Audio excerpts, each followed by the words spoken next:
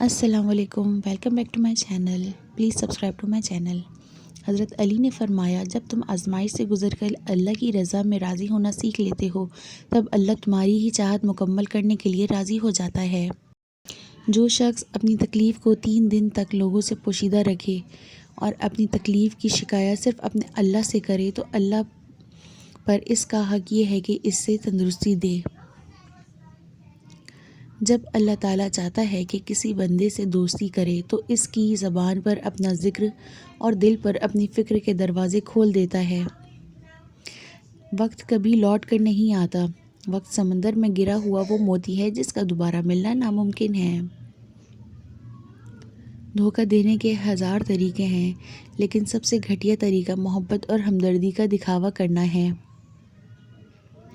رزق ہو یا محبت، قدر نہ کرو تو رب چھین لیتا ہے۔ صورت اور سیرت میں سب سے بڑا فرق یہ ہے کہ صورت دھوکہ دیتی ہے اور سیرت پہچان کرواتی ہے۔ لوگوں سے ڈرنا چھوڑو، کیونکہ رزق اور عزت کسی کے ہاتھ میں نہیں، اللہ جسے چاہے بے حساب دیتا ہے۔ اگر کوئی تم سے پوچھے بتاؤ زندگی کیا ہے تو تم ہتھیلی پر ذرا سی خاک رکھنا اور اسے اڑا دینا۔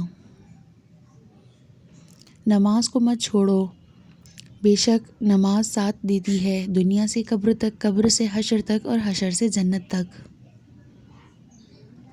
دنیا میں 1000 رشتے بناؤ، لیکن ایک رشتہ ایسا بناؤ جو ہزاروں آپ کے مخالف ہوں تو وہ ایک آپ کے ساتھ ہو۔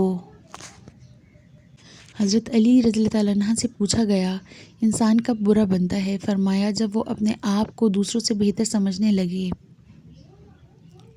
خیال رکھنا تمہاری وجہ سے کسی کی آنکھ نم نہ ہو، کیونکہ تمہیں اس کا ہر آنسو کا حساب دینا ہوگا۔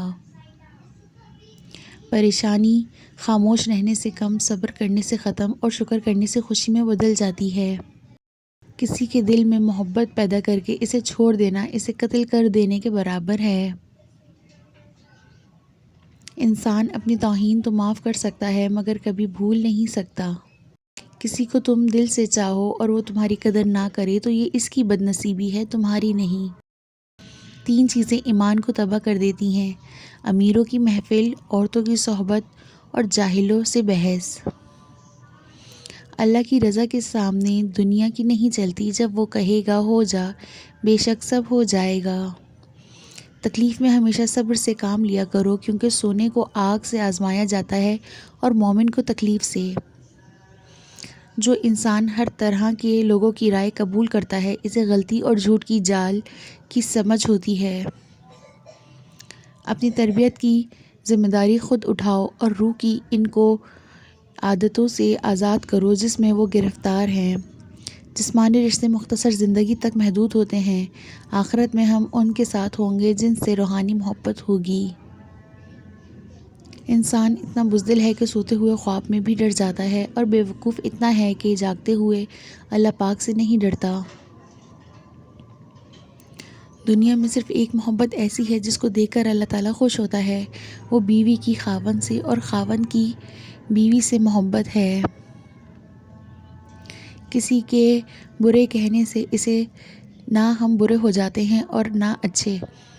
اپنی زبان سے ہر شخص اپنا ظرف دکھاتا ہے، دوسروں کا عکس نہیں۔ پیارے دوستو، اگر یہ باتیں آپ کے دل کو سکون دیتی ہیں تو اور بھی نصیحت آموز کلمات سننے کے لیے ابھی چینل سبسکرائب کریں تاکہ یہ روشنی آپ تک ہمیشہ پہنچتی رہے۔ Please subscribe to my channel. اللہ حافظ۔